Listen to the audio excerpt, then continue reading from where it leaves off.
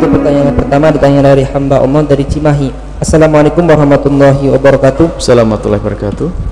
Buya, entah kenapa saya begitu sulit marah kepada orang yang ngezolim kepada saya. Tapi entah kenapa jika kepada orang tua saya sendiri begitu mudah sekali marah. Saat saya dinasehati, dimarahi, disuruh-suruh, pasti saya cepat sekali marah. Tolong beritahu saya apa yang sebenarnya terjadi pada saya, Buya.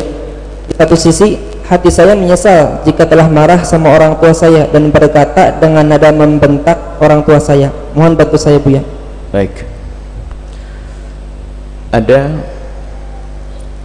di dalam berbenah itu ada menyelesaikan urusan pemahaman akal dulu. Tapi ternyata akal saja tidak cukup. Kadang orang mengerti dengan akalnya kalau sesuatu itu tidak baik, tapi masih dia melanggarnya. Maka baru nanti kekuatan batin. Sehingga gak cukup orang dengan akalnya saja, dia sudah sadar. Bagus dengan akalnya. Pada zaman Nabi pun juga disebutkan ada seorang yang kepleset dalam zina. Ini mohon, makanya jangan sampai kita hanya mengandalkan pemahaman akal. Kesejukan batin itu penting. Ada suatu ketika orang pada zaman Nabi mengatakan, ya Rasulullah, aku punya kebiasaan zina yang sudah saya tinggalkan. Nabi mengajak dialog dengan akalnya. Kalau kamu berzina, coba saya mau bertanya kepadamu, jika ada seorang bagaimana kalau seandainya kamu punya anak perempuan? Punya ya Rasulullah. Punya ibu? Punya ya Rasulullah. Punya saudari? Punya ya Rasulullah. Bagaimana kalau seandainya ibumu dizinai oleh seseorang? Dia marah. Aku akan marah, akan aku bunuh dia. Bagaimana jika anak kesayanganmu dizinai seseorang? Oh, aku marah. Coba ketahuilah wahai fulan, wahai bapak, jika engkau berzina dengan seorang perempuan, tentu perempuan itu adalah, kalau bukan ibunya seseorang, maka dia adalah anaknya seseorang, ataupun dia adalah saudarinya seseorang. Tentu ada yang marah di sana. Dia diam.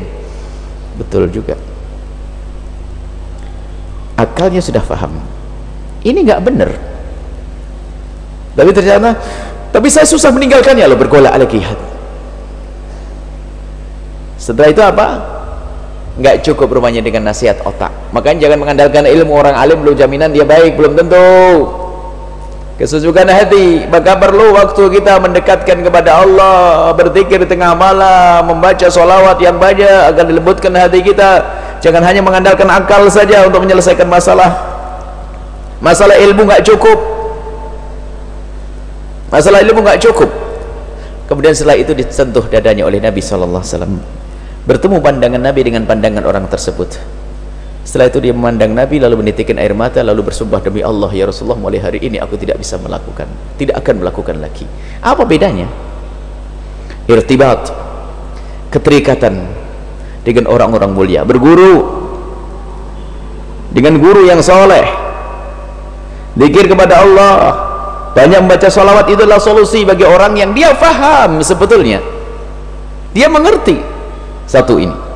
Jadi nggak cukup, maka untuk melembutkan hati baca sholawat yang banyak, berzikir kepada Allah. Tidak cukup dengan pahaman akal. Dia ngerti kepada orang lain yang berbuat zalim pun saya tidak marah, tapi kenapa dengan bapak saya kok saya mudah marah? Dia ngerti kalau itu nggak baik, nyesel dia. Alhamdulillah dia nyesel, masya Allah. Yang repot dia nggak nyesel, dia nyesel. Maka jangan lupa ini. Sisi lain adalah berzikir dan seterusnya, memohon kepada Allah, bersolawat terus baca sholawat, zikir, nanti Allah akan lembutkan hati. Ini satu hal. Yang kedua adalah, jika ada orang semacam itu, sebetulnya berangkat dari satu sifat yang sangat buruk, yaitu tidak bisa berterima kasih dengan orang. Dan memang biasanya model manusia seperti itu. Ada banyak orang kalau sama orang lain bisa luwes supel di kantor, nebar senyum kepada siapa-siapa, tapi dengan istri yang melahirkan 6 anaknya pun kalau dia keluar taring, nempeleng. Ada ibu-ibu mah ada, kalau sudah hadir pengajian, arisan, senyum sana sini, kalau sama suaminya sudah keluar taringnya. Ada model begitu.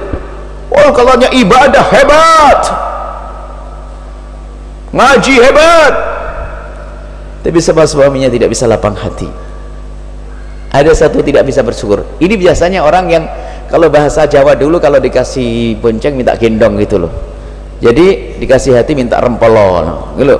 Adanya nggak ngerti terima kasih, jadi mentang-mentang bapaknya baik jadi seenaknya, karena istrinya sabar lembut jadi seenaknya. Biasanya kalau laki-laki itu kalau sama istrinya dolim gara-gara istrinya baik, itu dia pengen punya istri yang suka tolak pinggang gitu kayaknya. Hati-hati ya, sudah dikasih oleh Allah istri yang soleha lembut baik, kalau anda kasar nanti dibalik dikasih istri yang kejam loh ya, awas ya, dibalas jadinya. Ada seorang istri dia begitu, gara-gara suaminya baik, lembut, ngalah, memaafkan, wah mulai semenang-menang dia, karena ada ngerti terima kasih, mulai ngomong seenaknya. Termasuk kepada ibunda dan ayahanda, sebenarnya berangkat dari keyakinan bahwasanya bapaknya memaafkannya, keyakinan bapaknya baik dengan dia, keyakinan bapaknya tidak akan meninggalkannya, keyakinan bapaknya selalu mencintainya, maka lah ngerti, hilang rasa syukur itu, sehingga ngomong sama bapaknya, hah, biarpun saya bentak pun bapak tetap sayang pada saya. Tapi kalau sama orang lain, saya di PHK nanti, saya ditinggal sama orang lain. Itu berangkat dari sifat jelek, tidak ngerti bersyukur. Hati-hati. Man lam yashkurin nas lam yashkurillah. Tidak bersyukur kepada manusia, tidak bersyukur kepada Allah. Maka yang perlu kita benahi cara berbakti setelah itu. Jadi ibundamu, ayahandamu orang paling besar, haknya atasmu. Bagaimana bisa bertahan untuk tidak marah dengan orang lain, tapi digiliran dengan ibunya tidak bisa? Ayo, kenapa? Ngentengin, mentang-mentang kayak anak kecil kan begitu, sama bapaknya waduh, sama orang lain nggak berani. Itu berarti anda kayak anak kecil. Anak kecil lihat, kalau sama ibunya berani mukul-mukul, tuak, karena tahu ibunya sayang. Coba kalau ibunya 14 kali tambah 4 kali, tidak berani dia mukul lagi besok. Lah kita itu sering punya sifat kayak bayi begitu. Semakin dibaiki bukan tambah baik kita. Itu sifat jelek, hati-hati. Merenunglah, itu hanya sekedar contoh. Banyak kasus seperti itu, dengan bapak ibunya bisa marah, tapi dengan orang lain bisa sabar.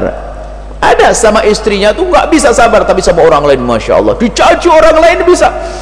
Tapi kalau istrinya ngomong salah sedikit langsung habis, karena ngerti istrinya sangat baik, istrinya memaafkan, atau suaminya. Nah itu berarti kembali kepada sifat yang tidak bisa berterima kasih. Maka anda renungi, yang bertanya renungi diri anda, bahwasanya ayahmu, ibundamu adalah surgamu. Di situ engkau punya kewajiban yang amat besar kepada bapak ibumu, hak yang paling agung setelah kepada Allah subhanahu wa ta'ala.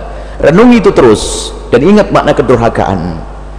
Dan sifat ini bukan berlaku, itu hanya kisahnya saja, itu akan berlaku pada siapa saja. Kalau menikah pun ya, kalau tahu istrinya baik pun akan muncul sifat itu, karena dasar manusia tidak mau terima kasih, sifat buruk, dan harus diperangi. Maka berterima kasihlah kepada orang yang berbuat baik kepada kita. Hal jazaul ihsan ila ihsan. Maka di situ ada tarbiyah, pendidikan masalah berbakti pada orang tua, silaturahmi dan sebagainya. Makna di situ. Baik, ini saja mungkin perlu kami hadirkan. Bukan saja kasus yang kepada bapak ibu saja, kadang dengan suami bisa kasar, tapi dengan orang lain lembut. Kadang dengan istri kasar, tapi dengan orang lain bisa lembut. Itulah pincang, cacat mentalnya, nggak ngerti terima kasih. Mestinya yang dibaikin itulah yang dibaikin. Kemudian yang berbuat zalim adalah dia sabar. Itu kasusnya. Dengan yang dengan yang berbuat zalim dia bisa sabar, tapi dengan yang berbuat baik tidak bisa balas kebaikan. Problem. Yang benar adalah balas kebaikan orang yang baik kepada anda. Kemudian jika ada orang berbuat zalim kepada anda, bersabarlah. Itu kunci. Itu adalah orang-orang mulia yang diangkat oleh Allah subhanahu wa ta'ala. Wallahu a'lam bissawab.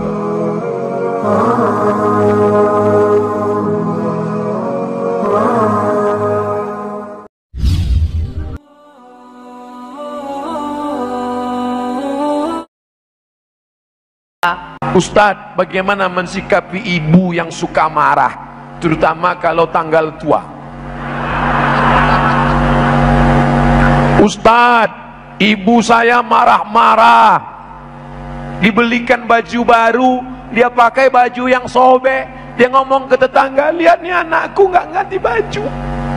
Disiapkan makanan di atas meja makan, dia pergi ke tetangga minta makan, katanya di rumah nggak ada makanan. Gimana nih orang tua saya Pak Ustadz? Umur ibumu berapa? 80 tahun. Jawaban saya pendek saja. Orang tua seperti Quran buruk, dibaca tidak terbaca, dibuang berdosa. Orang tua seperti Quran buruk, dibaca tidak terbaca, dibuang berdosa. Kalau ketemu Quran buruk yang sudah lapuk, titik ba-nya 3, titik nun-nya 3, mau dibaca tidak terbaca, mau dibuang berdosa. Tunggu saja sampai masanya dia hilang sendiri. Faham? Kalau kau punya ibu, sesungguhnya Allah berikan engkau tiket menuju surga. Keramat bukan pohon yang rindang, keramat bukan makam di atas bukit, keramat ibumu yang ada di rumah. Kenyangkan ibumu, belikan baju terbaik, senangkan ibumu, buat ibumu seperti raja, maka rezekimu akan seperti rezeki raja-raja. Bukan hadis Nabi, saya temukan di grup WA. Muliakan ibu, senangkan hati ibu. Ada makanan sedikit antar bagi dua. Mak, aku tak bisa beli banyak, ku bagi dua. Tidak tertebus kau gendong ibumu dari Bandung ke Makkah, dari Makkah balik lagi ke Bandung, belum tentu menebus sekali teriakannya saat dia melahirkan engkau. Berapa kali dia tidak tahajud karena kau menangis di tengah malam. Berapa kali dia tidak sholat doa karena kau kencing di kainnya. Berapa kali dia diusir orang dari acara akad nikah. Akad nikah, tajam mata orang melihat dia, orang mengusir dia karena engkau menangis. Pak Hakim sedang serius, Pak Gua, aku nikahkan engkau dengan anak dengan mahar seperangkat alas.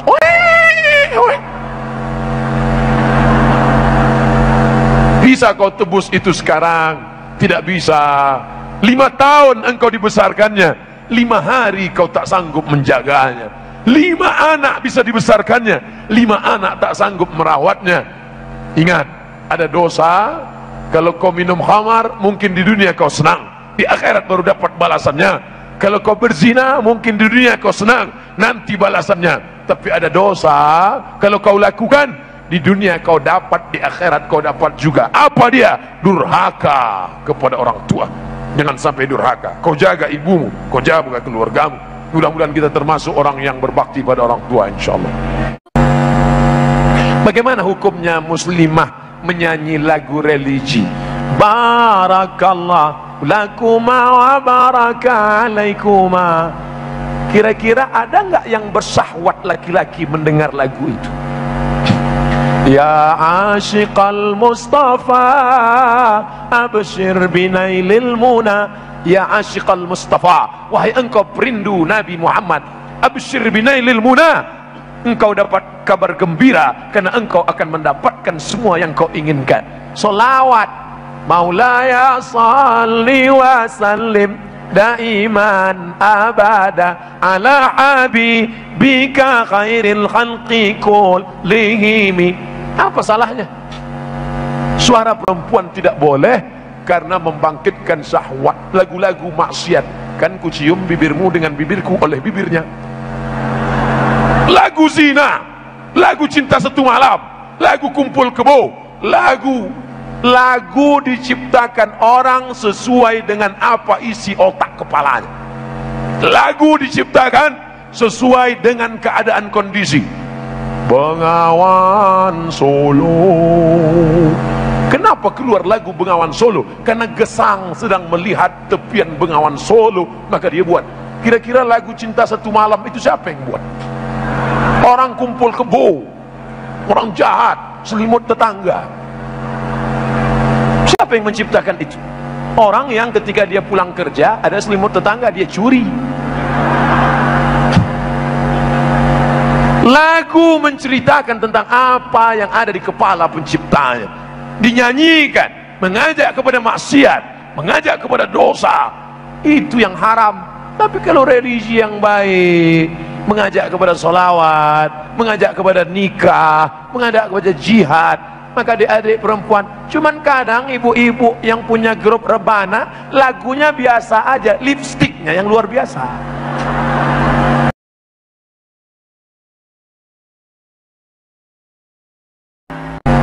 Sekarang dalam fenomena hijrah biasanya ngikuti komunitas. Bagaimana menyikapi hal tersebut? Dikaitkan dengan hadis 73 golongan. 73 golongan Islam. Nasrani 72, Yahudi 71. Ini bukan angka nominal, karena setelah dihitung Yahudi Nasrani lebih 73. Lalu apa makna 71, 72, 73? Islam terpecah lebih banyak daripada sekte dalam Yahudi dan Nasrani. Ada Khawarij, ada Murji'ah, ada Syiah, ada Mu'tazilah, ada Qadariyah, ada Jabariyah, ada Hasyawiyah. Pokoknya banyak sekali. Tapi yang selamat satu, Ahlus Sunnah wal. Tapi ini bukan ormas. NU, Muhammadiyah, Perti, Persis, Al-Wasliyah, ini semua Ahlus Sunnah wal Jamaah. Maka kita berbeda ormasnya nggak apa-apa selama Ahlus Sunnah wal Jamaah. Saya tunarungu. Apakah zaman Nabi ada sahabat yang tunarungu? Saya nonton Ustadz YouTube atau Ustadz di TV, tapi tidak ada teks untuk tunarungu. Oh kawan-kawanku, saudara-saudaraku yang pandai bahasa isyarat, tolong buatkan teks untuk tunarungu. Ceramah-ceramah Ustadz Abdul Somad dalam dunia, dalam berita-berita di TV sudah ada untuk saudara tunarungu.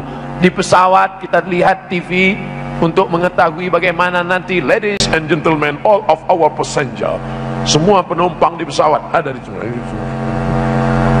Nanti kalau terjadi kebakaran maka lari ke pintu. Ada semua. Tapi untuk ceramah kenapa tidak ada? Nah, bagaimana mereka menikah? Mereka pakai tulisan. Bagaimana mereka tolak cerai? Mereka bisa pakai tulisan atau pakai bahasa isyarat. Tapi mereka tetap mukallaf, wajib sholat, wajib puasa, tapi dia tidak bisa baca Fatihah. Dalam hati dia baca Fatihah. Ad-darurat tubihul mahzurat. Kondisi darurat, kondisi terkondisikan, maka dia tidak dapat untuk mengikuti. Kira-kira sahabat Nabi itu apakah semuanya sehat walafiat? Sahabat Nabi ada yang pincang, sahabat Nabi ada yang bisu, sahabat Nabi ada yang tuli. Sahabat Nabi mereka manusia biasa, sama seperti kita. Berapa jumlah sahabat Nabi itu Pak Ustadz? Yang ada biografinya 12.000 orang, tapi jumlah total seluruhnya 124.000 orang. Begitu kata Imam Al-Auza'i. Saking banyaknya sahabat Nabi tersebar, yang terakhir meninggal namanya seorang sahabat bernama Anas bin Malik di kota Basrah, Irak sekarang. Itu yang terakhir meninggal di Basrah. Sedangkan yang terakhir meninggal tahun 100 di kota Makkah Al-Mukarramah. Ustadz, doa seorang istri terhadap suami yang sudah meninggal sampai apa enggak sampai? Mengingat amalan yang sampai cuma 3. Saya lewat di makam. Ini ada pemakaman. Lewat di makam saya bacakan doa. Assalamualaikum ya ala diyar minal mu'minin wa inna insyaallah bikum lahikun yarhamullahu mustaqdimina wal mustakhirin nas'alullah lana wa lakumul afiyah. Doa saya sampai apa enggak sampai? Sampai. Seandainya doa enggak sampai, ngapain diajarkan doa ziarah kubur? Walaupun kita tidak kenal dengan dia. Saya lewat di pemakaman di Bandung, bukan keluarga saya. Doanya tetap sampai. Siapa bilang tidak sampai? Doa ibu kepada almarhum suami sampai, doa bapak kepada almarhumah istri sampai. Tapi katanya yang sampai cuma 3. Iza mata ibnu Adam, kalau anak Adam mati amalnya putus kecuali 3. Shadaqatun jariyah, ilmun yuntafa'u bih, waladun salihun. Ini bukan batasan, ini penjelasan. Amal Abdul Somad putus. Amal Abdul Somad putus. Abdul Somad sholat duha setelah Abdul Somad mati. Abdul Somad sudah mati, bisa sholat duha? Putus. Abdul Somad baca Yasin setelah meninggal dunia? Putus. Tapi ada amal Abdul Somad yang tetap mengalir. Abdul Somad sedekah semen, bangun masjid. Mengalir apa enggak mengalir? Mengalir. Ilmu Abdul Somad ceramah, direkam, diupload, didengar orang, diamalkan ibu-ibu. Mengalir apa enggak mengalir? Mengalir amal Abdul Somad. Yang ketiga, anak Abdul Somad itu, amalnya. Saya nggak paham Pak Ustaz. Sedekah amal saya, ya. Ilmu amal saya, ya. anak kok amal Ustadz, gimana menjelaskannya ya? Anak saya itu amal saya. Seandainya istri saya cuma saya lihat, bisa istri saya hamil? Enggak kan? Amal saya itu sudah putus tapi tetap mengalir. Itulah makna yang mengalir 3, tapi bukan berarti batasan yang mengalir cuma 3. Bisa dipahami? Enggak juga paham, saya ulang sekali lagi, tapi sampaknya udah paham. Kalau enggak juga paham berarti kurang cairan, dehidrasi. Orang kurang cairan memang susah nangkap.